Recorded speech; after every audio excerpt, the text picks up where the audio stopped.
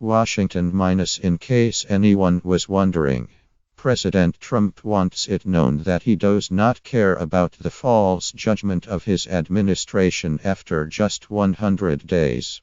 It's an artificial barrier, he sniffed the other day. Not very meaningful, he scoffed. A ridiculous standard, he added on Twitter. So how is Mr.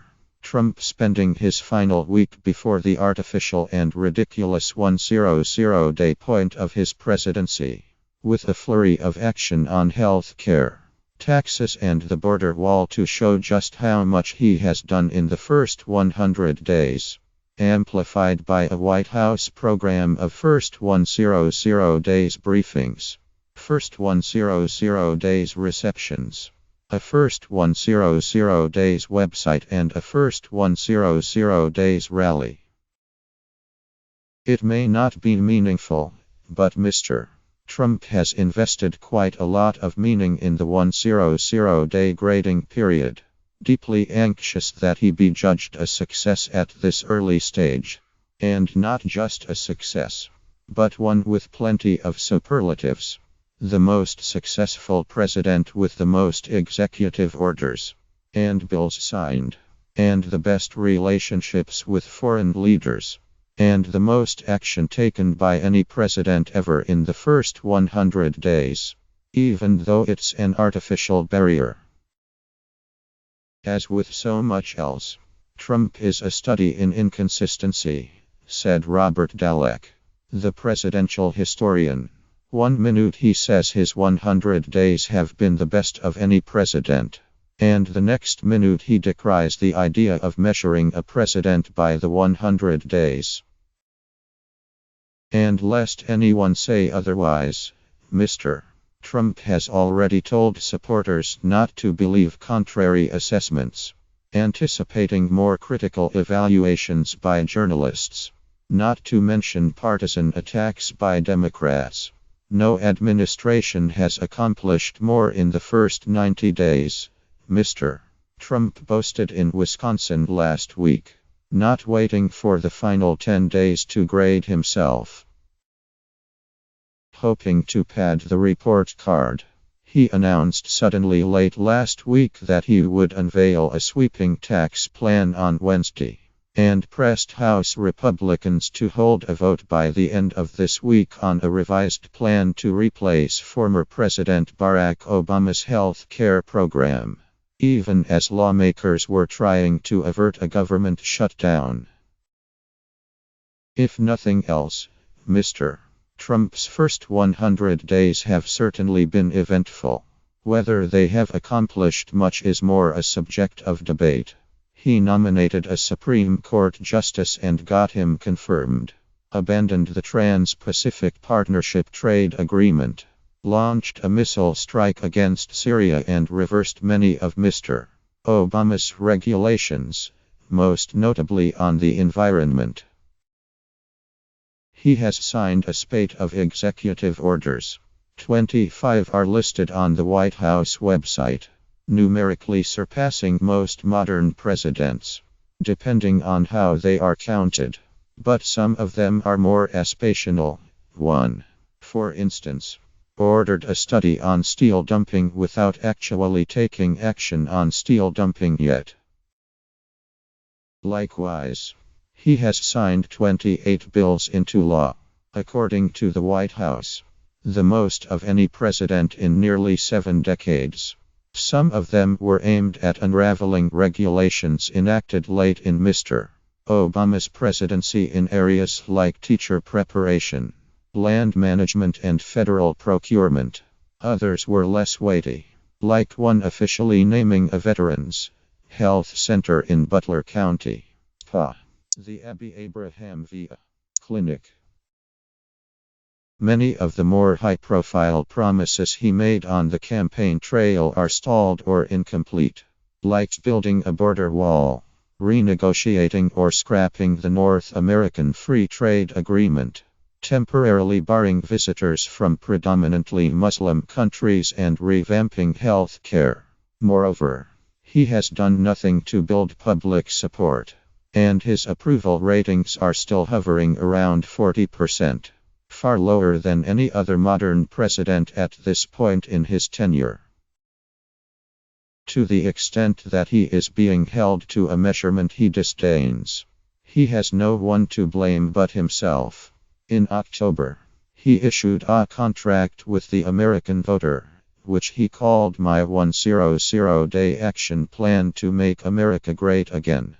He has begun many of the executive actions he promised in that plan. But of the 10 major pieces of legislation whose passage he vowed to fight for within the first 100 days, only one has even been introduced. None have been passed. Not a single one.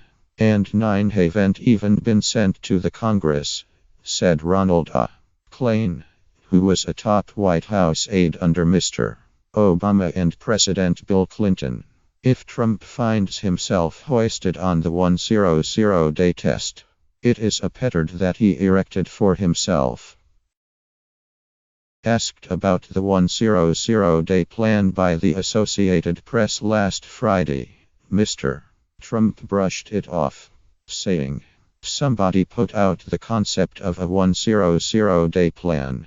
He seemed to have forgotten that he personally recorded a video during the transition repeating the 100-day promises. "We feel very proud of what we've been able to accomplish and fulfill the promises that he made to the American people," Sean Spicer, the White House press secretary, said. "But I think it's got to be kept in context. The context," he added, "is it's 100 days. And you've got 4 years in your first term and 8 years for 2 terms."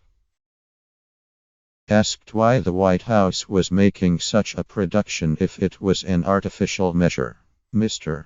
Spicer said it was an inevitable concession to the reality that every news organization is busily preparing an assessment. The fixation with the first 100 days traces its history back to President Franklin D. Roosevelt, who took office in the Great Depression and passed 15 major pieces of legislation in short order. Ever since, presidents have bristled at what they considered an impossible standard. It is hard to judge any of these other presidents after that.